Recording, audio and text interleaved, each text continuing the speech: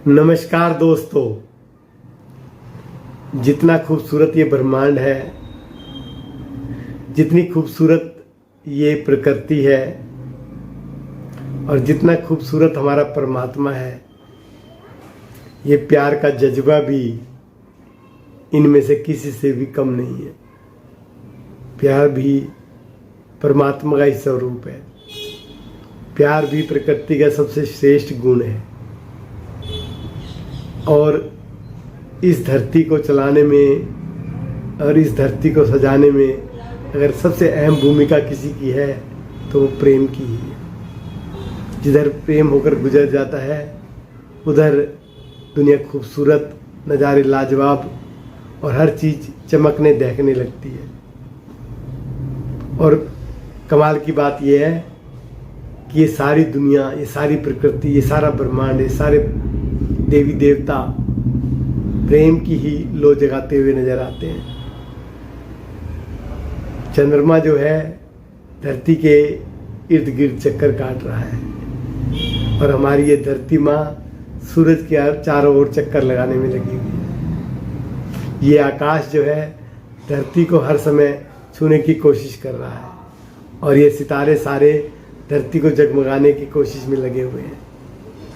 ये प्यार नहीं तो और क्या है दोस्तों।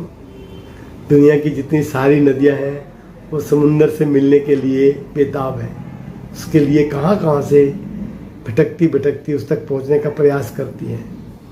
कहने का तात्पर्य ये है दोस्तों कि ये ब्रह्मांड प्रकृति से समर्पित और प्रकृति को समर्पित है।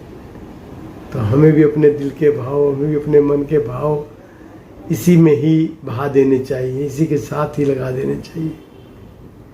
जब हमारा शरीर, हमारी आत्मा, हमारा दिमाग परमात्मा से लगेगा, प्रकृति से लगेगा, प्रेम से जुड़ेगा तो ये अमरता को प्राप्त करेगा। ऐसे ही भाव जब प्रकृति माँ के लिए मेरे दिल में आए या आते हैं तो मैं आत्म विभोर हो जाता हूँ।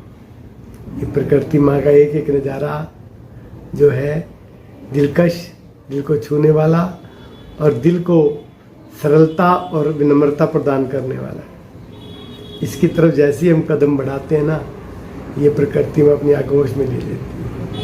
अपने नज़ारों से जो है हमारा मन बहलाने लग जाता है और इसका प्यार कभी कम होने वाला नहीं है, बढ़ते ही चला जाता है। तो मैं अब कोशिश करता हूँ कि इन प्रकृति के नज़ारों में ही, प्रकृति के चमत्कारों में ही और प्रकृति के विचारों में ही खोया रहूँ।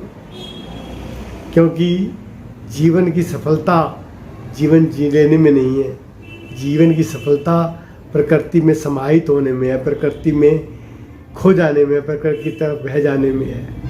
तो मैंने महसूस किया है दोस्तों कि जब हम अपनी आँखों को प्रकृति के नज़ारों में लगाते हैं तो आँखों का भाव बदल जाता है।